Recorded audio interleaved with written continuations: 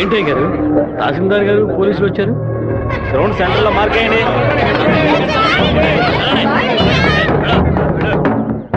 ఏంటో అర్థం కావట్లేదా?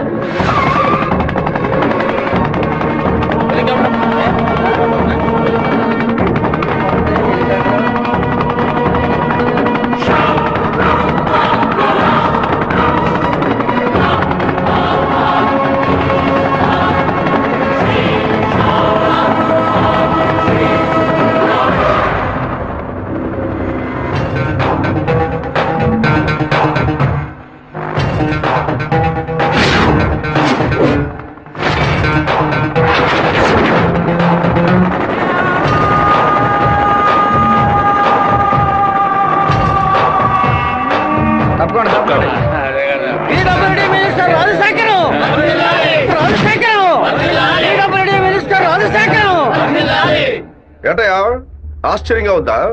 బానిసగా నీ ముందు నుంచిన వాడు ఎలా మంత్రి అయ్యాడనుకుంటున్నావా? మంత్రి వరదరాజుని డిస్మిస్ చేసినందువల్ల ఆ పదవికి అదే జాతి వాడు మినిస్టర్ అవ్వాలని సీఎం డిసైడ్ చేశారు. టోటల్ ఆంధ్రాలో ఎక్కువ మెజారిటీతో గెలిచిన నన్ను మినిస్టర్ని చేశారు. రాజ్ భవన్ లో పదవి ప్రమాణం చేసిన తర్వాత ఆశీర్వాదం తీసుకోవడానికి సీఎం ఇంటికి కూడా వెళ్ళలేదు. ఫ్లైట్ పట్టుకుని రేణిగుంట ఎయిర్పోర్ట్ లో దిగి స్ట్రైట్ గా నీ ఇంటి ముందే హెలికాప్టర్ లో దిగాడ్రా. ఎందుకో తెలుసా? ఆ రోజు అంతమంది ముందు ఆ ఎమ్మెల్యే అని కూడా చూడకుండా నా చెంప మీద కొట్టావు కదా, ఆ అవమానాన్ని తుడిచి పారేయడానికి. ఇదిగో పప్పుల్లో కింగ్ పిస్తా, పదవుల్లో కింగ్ మంత్రిరా. ఆ పదవితో నిన్న ఒక ఆట ఆడిచిపోతే నా పేరు రాజశేఖర్ కాదు. ఆ రోజు 120 ఎకరాలు కొనేందుకు చింతలేసావు కదా, ఇంకా 6 నెలల్లో ఆంధ్రాలో 1200 ఎకరాలు కొని చూపిస్తాను. ఏం పీక్కుతావు? మొన్న ఏమాటాడావు? నేను ఒక్క జిల్లాకు ఎమ్మెల్యేగా ఉన్నందుకు 15 రోజులు రిజైన్ చేయకపోతే నన్ను లేపేస్తానన్నావు కదా. ఈ రోజు ఆంధ్రాలో ఉన్న అన్ని జిల్లాలకు నేను మంత్రుడిరా. ఏం చెయ్యగలవయ్యా? ఏం పీక్కలవయ్యా నువ్వు? ఆ రోజు అందరి ముందు నన్ను కొట్టినందుకు నిన్ను నేను కొడతాను. అది మాత్రమే కాదు, నీ తలకాయని తెగ నరుకుతాను. మినిస్టర్ రాజశేఖరం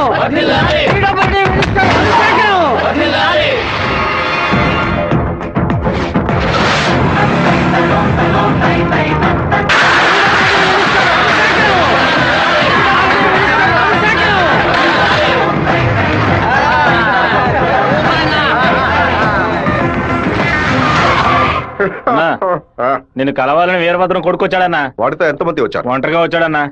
రానివ్వు.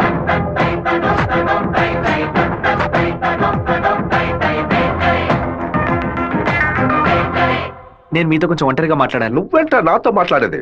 ఏదైనా అందరి ముందు చెప్పు. నేను ఒంటరిగా వచ్చాను, భయం లేకుండా. మీకెందుకు భయం? ఎవరికరా భయం? వెళ్ళవయ్యా, పోండి, బయటపోండి. ఏం మాట్లాడాలి? పప్పుల్లో కింగ్ పిస్తా, పదవుల్లో కింగ్ మంత్రి అన్నారుగా, వినడానికి బానే ఉంది. కానీ మీకు మ్యాటర్ తెలుసా? పచారీ కొట్టు లిస్ట్ లో కందిపప్పు, మినపప్పు, శనగపప్పు, పెసరపప్పు అని అన్నిటినీ కిలో లెక్కలో రాస్తారు. కానీ పిస్తా పప్పును మాత్రం 50-100 గ్రాముల లెక్కలోనే రాస్తారు. పాయసంలో కూడా ఎక్కువ వేయరు, తక్కువే వేస్తారు. దాన్ని ఎక్కువ కొంటే క్యాష్ అవుట్, ఎక్కువ తింటే ఆరోగ్యం అవుట్. అలాంటిది మంత్రి పదవి కూడా. గుర్తుని మార్చి నొక్కామే అనుకో, పదవి లేక రోడ్లో నుంచోవాలి, లేకపోతే కోర్టులో నుంచోవాలి. ఇంతవరకు ఎవరైనా సరే మా నాన్నతో వెనక నుంచొని మాట్లాడారే కానీ ముందు నుంచొని మాట్లాడలేదు. మొదటిసారిగా ఒకడు మా నాన్న ముందు నుంచొని ఛాలెంజ్ చేయడమో చూశాను, తల నరికేస్తానండమో విన్నాను. కొంచెం బాధ కలిగింది.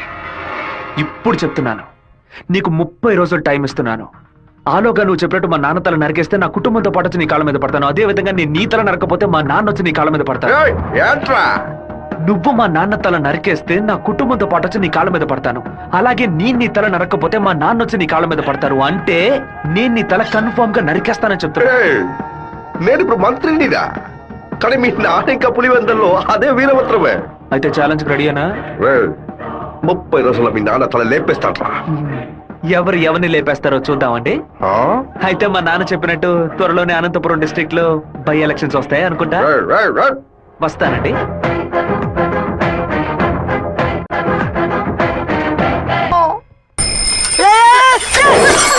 கோச்சுக்காதீங்க, ஹேண்ட் பேர் பெண்டா இருந்துச்சு, அதான் இடிச்சு போட்டேன். ஆன் பாரு பெண்டா.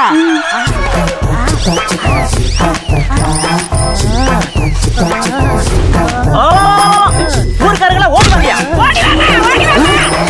ஒரு பொட்ட பிள்ளைய நட்ட நடு ரோட்ல இப்படி அசிங்கப்படுத்திட்டு இருக்க. அந்த புள்ள அங்கிட்டு நிக்குது, நான் இங்கிட்டு நின்று சைக்கிளுக்கு ஃப்ரெண்டு தானே எடுத்தேன். காலி பைய மாதிரி இந்த புள்ள கைய புடிச்சு இப்படி இழுத்தனா, இல்ல பொறுக்கி பைய மாதிரி இந்த புள்ள இடுப்பை புடிச்சு இப்படி கிள்ளனா, இல்ல முள்ள மாதிரி பைய மாதிரி இந்த புள்ளைய புடிச்சு இப்படி முத்தனா, காம குடிற மாதிரி பக்குவமா பாய விரிச்சு அதுல படுக்க வச்சு இவன் மேல பாய பார்த்தனா. விட்டுக்கடா விட்டுக்கடா, அவன் அப்படி பண்றான். எல்லாரும் என்ன பாத்துட்டு இருந்தீங்க, நான் என்ன புதுசா ரியாக்ட் பண்றது? எதுவுமே பண்ணலன்னு சொல்லிட்டு எங்க கண்ணு முன்னாடியே எல்லாத்தையும் பண்ணிட்டியடா. இந்த ஓவராத்தையும் போயிட்டோமோ. எப்படா தப்பிக்கிறது? ஐடியா, இது இரும்பு செயின் இல்லடி, இரும்பு கோட்டை. எல்லாரும் உட்காருங்க. பயப்படுவாங்கன்னு பார்த்தா எல்லாரும் செட்டில் ஆகுறாங்க. இப்படி எல்லாம் ஆகணும் தெரிஞ்சுதான் நாங்க வரும்போதே பிக்கப் பண்ணிட்டு வந்தோம். என்னத்தடா? கருங்கல்ல தான். கராத்தா கும்கும்மே கருங்கல்ல கண்டா பயந்து ஓடிரு. இந்த கணேசி என்ன பண்ணுவே? அண்ணே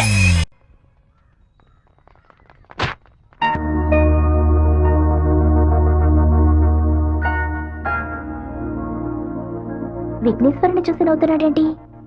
ఓ అయ్యో అమ్మా, జాగ్రత్తగా రావచ్చు కదా. కావాలని పడ్డాను. April fool. పోవే మోహన్ చూడు, ముఖ్యమైన పని మీద బయటకు వెళ్తుంటే ఇలా ఫోన్ చేసావంటే. అది కాదన్నయ్య, ఏప్రిల్ 1వ తారీఖున ఒకసారి మోసపోతే మళ్ళీ మోసపోరని అంటారు. నువ్వు వెళ్లే పని తప్పకుండా సక్సెస్ అవుతుంది. అన్నయ్య, ఆల్ ది బెస్ట్. రే చిట్టి, అన్నయ్య వదిన చూడడానికి వెళ్తున్నాను. వదిన ఓకే చెప్పాలని మీ బాస్ భైరవుని కోరుకో. ఏంటో చూస్తున్నావు, నీకు త్వరలో పెళ్లి చేస్తానులే. ఏంటి బాబు నువ్వు దీనికి నీకేనయ్యా ఎవరు పిల్లనివ్వరు? ఏంటి మన చిట్టిగాడు పులివెందల్లో సూపర్ ఫిగర్స్ సెట్ చేసి పెట్టుకున్నాడు. ఏమంటున్నావు సత్తిగా? ఏమయ్యా, గేటు తెరిచి ఉంచితే ఏదో ఫిగర్ తీసుకొని చెరువు కట్టి వెళ్ళిపోతోందయ్యా.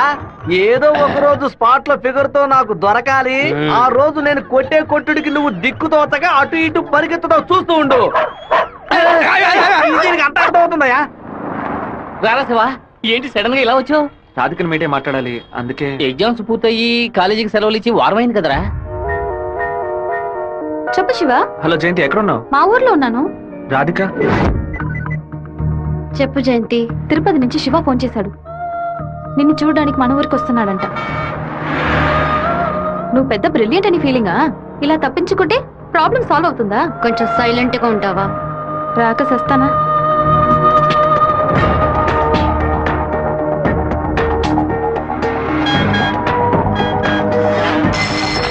హలో రే, జయంతి రాధిక 10:30 ఎక్స్ప్రెస్ బస్సులో తిరుపతికి వస్తున్నారా? ఆ బస్ కండక్టర్ నెంబర్ ఏంటో కనుక్కో. హలో, ఎవరు? అన్నా, శివన్ మాట్లాడుతున్నాను. వేంపల్లో 2 అమ్మాయిలు ఎక్కారా? అవును బాబు. నేను హైవేలో ఉన్న బ్రిడ్జ్ పక్కన వెయిట్ చేస్తూ ఉంటాను. ఆ అమ్మాయిలు కొంచెం దింపేస్తారా? అలాగే బాబు.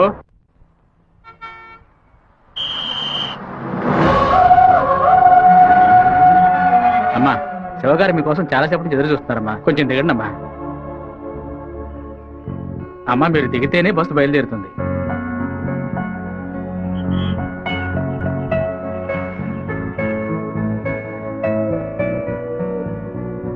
నిన్ను కంపల్ చేసి రప్పించినందుకు సారీ. ఎప్పుడు నన్ను చూడకూడదని తిరుపతికి బయలుదేరావో అప్పుడే నువ్వు చాలా కన్ఫ్యూజన్ లో ఉన్నావని అర్థమైంది. ఏదైనా సరే నీ మనసులో ఉంది చెప్పు రాధిక. ఇంకో 6 నెలల తర్వాత రా అని చెప్పినా పర్వాలేదు, నేను వెయిట్ చేయడానికి సిద్ధంగా ఉన్నాను. ఎప్పుడైతే నువ్వు నా కోసం దెబ్బలు తిన్నావో అప్పుడు నాలో ఏర్పడిన గిల్టీ ఫీలింగ్ వల్ల నీ మీద ప్రేమ పుట్టింది. ఆ ప్రేమ నా మనసు నిండా నిండిపోయింది. కానీ ఆ రోజు కాలేజీలో జరిగిన గొడవలో నువ్వు వాళ్ళని కొట్టిన ప్రతి ఒక్క దెబ్బ నా మనసుని గాయపరిచింది. మీ నాన్న అంతమందిని వేసుకుని కత్తిలతో రావడం చూసి నేను భయపడిపోయాను. నువ్వు నలుగురిని నరికేసి జైలుకి పోయిన విషయాన్ని ఎప్పుడైతే నీ పేపర్లో చూశానో తల మీద పిడుగు పడినట్టయింది. నాలోని ప్రేమని దాచుకోలేక మర్చిపోలేక నాలోనే ఉంచుకుని బతుకుతున్నాను. నువ్వు చెప్పేది చాలా తమాషాగా ఉంది. నేను ఏ గొడవకి వెళ్ళకూడదనే నన్ను మా నాన్న తిరుపతికి పంపించారు. కానీ ఆ రోజు కాలేజీలో ప్రొఫెసర్ని అవమానిస్తుంటే చూస్తూ ఊరుకోలేకపోయాను. ప్రపంచంలోనే దారుణమైన విషయం ఒక వ్యక్తి తన భార్య ముందు అవమానపడ్డమే. అందుకే ఎదిరించాను. తిరుపతిలో నేను 4 నరకపోతే ఆ 4 కలిసి నన్ను నరికేసేవాళ్ళు. ఓ చిన్న పిల్లి కూడా దానికి ఏదైనా సమస్య వస్తే ఎదిరిస్తుంది. నా ప్రాణాన్ని కాపాడుకోవాలని ఆశ నాకుండదా? ఈ వివరాలన్నీ మా అమ్మతో నేను చెప్పలేను. దానికి నన్నేం చేయమంటావు? నువ్వు మంచివాడివే, కానీ నువ్వు ఉండే చోటే మంచిది కాదు. అర్థం కాలేదే. అన్నిటినీ వదిలేసి వచ్చాయి. నేను నిన్ను అన్నిటినీ అంటే మా అమ్మ నాన్నలనా, నా తోడ పుట్టిన చెల్లెలనా, సొంత వాళ్ళనా, బంధువులు అందరినీనా, పుట్టి పెరిగిన ఊరునా, లేకపోతే కొలిచే కులదైవన్నా? ఎవరిని వదిలి రమ్మంటావు? అది కాదు మీ ఏయ్! నాన్న. మా నాన్న గురించి ఏమైనా మాట్లాడావో? ఆయన గురించి నీకేమైనా తెలుసా? జాతరలో మందు కొట్టి గొడవ పడి పచారీ కొట్లో వాదించుకొని టీ కొట్లో కొట్టుకొని చెరువు గట్టిన మర్డర్ అయి పోలీసులు 6 నెలలు ఎంక్వైరీ చేసి 2 ఏళ్ల తర్వాత కోర్టు తీర్పిస్తే 5 ఏళ్లు జైల్లోకి వెళ్ళి కూర్చుంటారు. వాళ్ళ కుటుంబం నడి రోడ్డున పడుతుంది. కానీ ఎప్పుడు గొడవ అవుతుందో అప్పుడే వాళ్ళని పిలిచి ఎంక్వైరీ చేసి 2 పీకి వాళ్ళిద్దరిని కలిపి బుద్ధిగా ఉండండి అని చెప్పి ఆ 2 కుటుంబాన్ని ఏ ప్రతిఫలం ఆశించకుండా కాపాడేవారనే మా నాన్న. చేత కట్టిపట్టిన ప్రతివాడు చెడ్డవాడంటే వీరభద్రస్వామి, ఛత్రపతి శివాజీ, కృష్ణదేవరాయలు, ప్రతాపరుద్రుడు వీళ్ళందరూ చెడ్డవాళ్ళ? కోపిష్టి కత్తి పడితేనే అది తప్పు, కాపలవాడు పడితే తప్పు కాదు. ప్రేమ కోసం ఏదేదో వదిలేసి రమ్మంటారు. కన్న తల్లిదండ్రులను వదిలేసి రమ్మన్న మొదట అమ్మాయివి నువ్వేనే. ఒకే గూట్లో ఉంటేనే అది కుటుంబం, 2 విడిగా ఉంటే అది నరకంతో సమానం. నీకు మీ అమ్మ ఎంత ముఖ్యమో నాకు మా నాన్న అంతకంటే ముఖ్యం. నిన్ను ప్రేమించిన పాపానికి ఏం చేయకుండా వెళ్ళిపోతున్నాను. ఇదే మాట ఇంకెవరైనా అనుంటే అక్కడే నరికి పాతేసేవాడిని. నన్ను అవాయిడ్ చేయడానికి నువ్వు వేరే ఏ కారణం చెప్పినా జీవితాంతం నిన్ను తలుచుకుంటూ ఉండిపోయేవాడిని. కానీ ఎప్పుడు మా నాన్నను కారణంగా చెప్పావు, ఈ క్షణం నుంచి నేను మర్చిపోతున్నానే.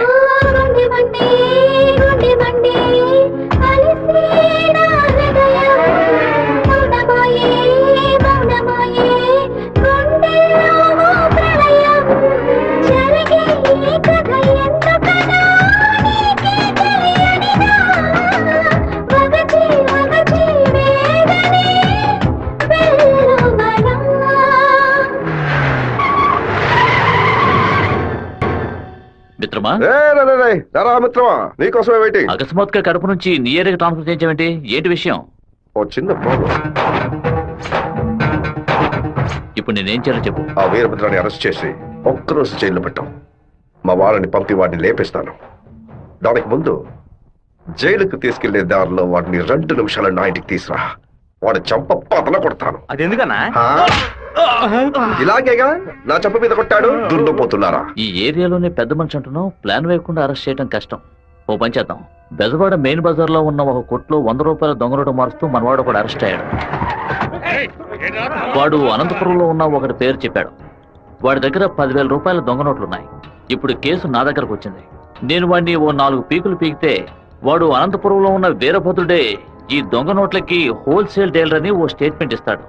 వాళ్ళ ఇంట్లో 4 లక్షల దొంగ నోట్లు పట్టుకుంటాం. నీ ప్లాన్ ని తీసుకెళ్లి చెరువులో పడే. దుండపోతా 4 లక్షల దొంగ నోట్ల ఆడిట్లో ఎలా ఉంటాను? అందుకు నువ్వున్నావు కదా, నువ్వు మంత్రివి, నీ చుట్టూ ఇంత బలగం ఉంది, ఇంత చిన్న పని కూడా నువ్వు చేయలేవా? బ్యాట్ లేకుండా 6 కొట్టావు కదరా, జీనియస్ రా నువ్వు. ఎవరి కొమ్మని నరికేసింది? తెలీదు బాబు. తీసి పక్కనేయండి. చెప్పండి మన అన్న. ఇంటికి సెర్చ్ వారెంట్ తో పాటు డిఎస్పీ ఆఫీస్ నుంచి ఒక పెద్ద టీం వస్తోంది. ఇదంతా రాజశేఖర్ గడి పనే. పదవి చేతిలో ఉంది కదా అని పగ సాధిస్తున్నాడు. ఇది నరికినట్లేదు, విరగొట్టినట్టుంది. అవునరా మామా. శివ అటు చూడు.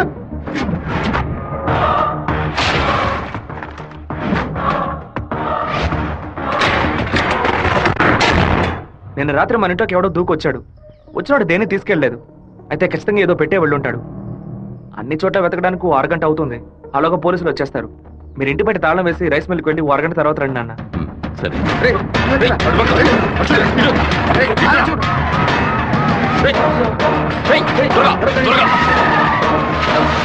అన్ని దించండి.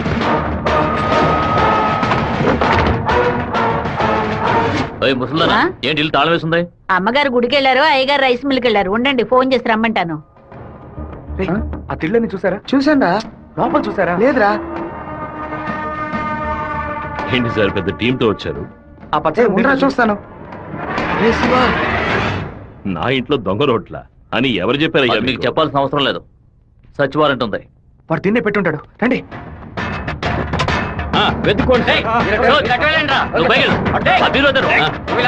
చూసుకోండి సార్.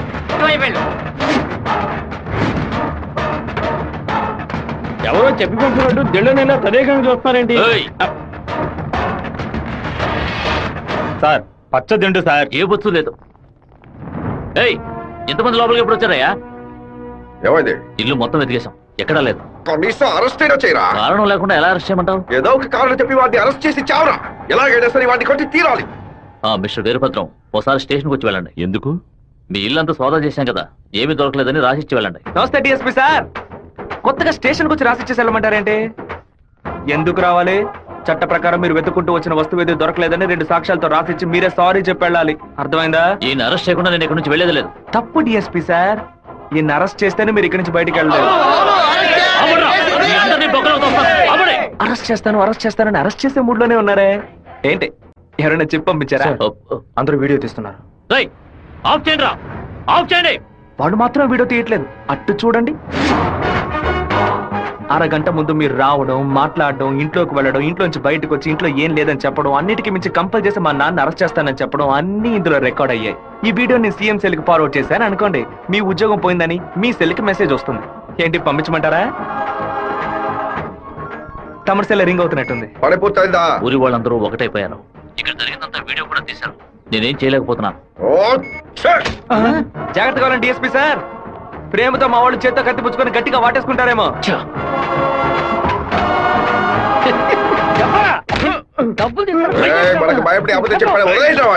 ఎలాంటి సాక్ష్యాలు లేకుండా ఎవరికి దొరకకుండా తలుపులు పగలగొట్టి దొంగతనాలు చేయడంలో పెద్ద కిలాడి సార్ వీడు.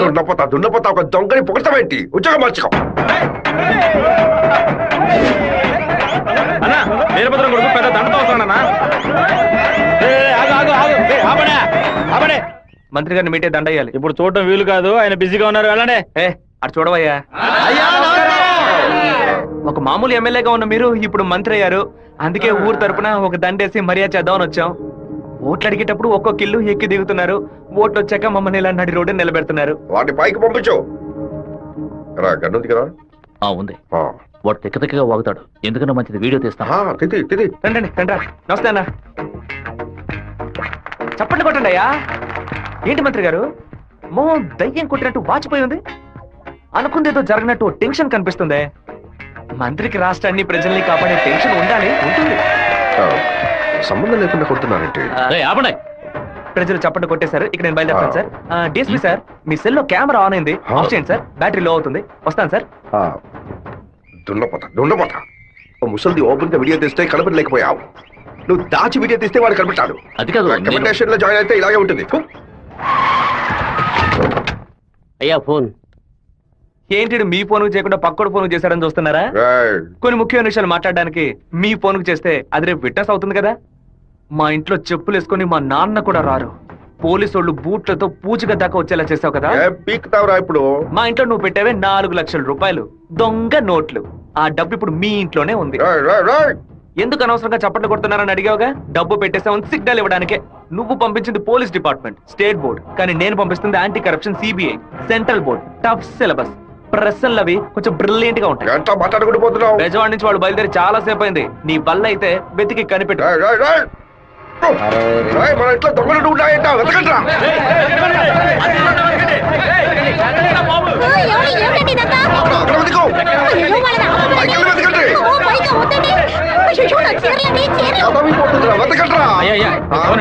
ఏంటి మంత్రి, ఈ పాటికి నీ ఇల్లు కార్పొరేషన్ లెట్టిన్ లాగా కంపు కొడుతూ ఉండాలి. చిన్న మార్పు. నేను పెట్టింది నీ ఇంటి లోపల కాదు, బయట నుంచి నీ బయట కారు.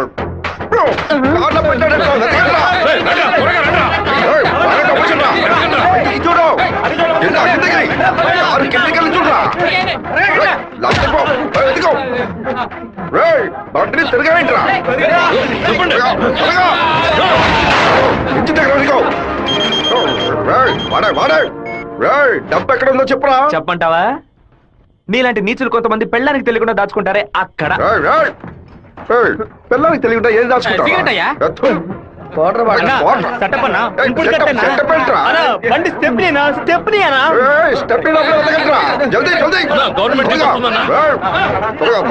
తీసుకోండి.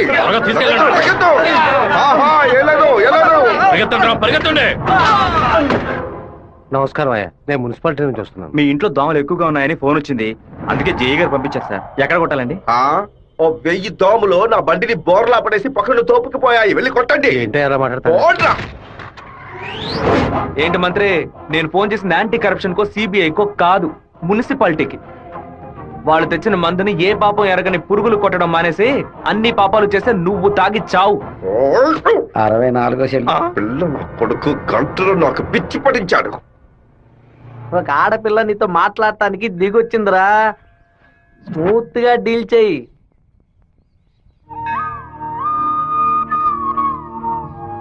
ఎందుకు రమ్మన్నావు? ఏంటి విషయం?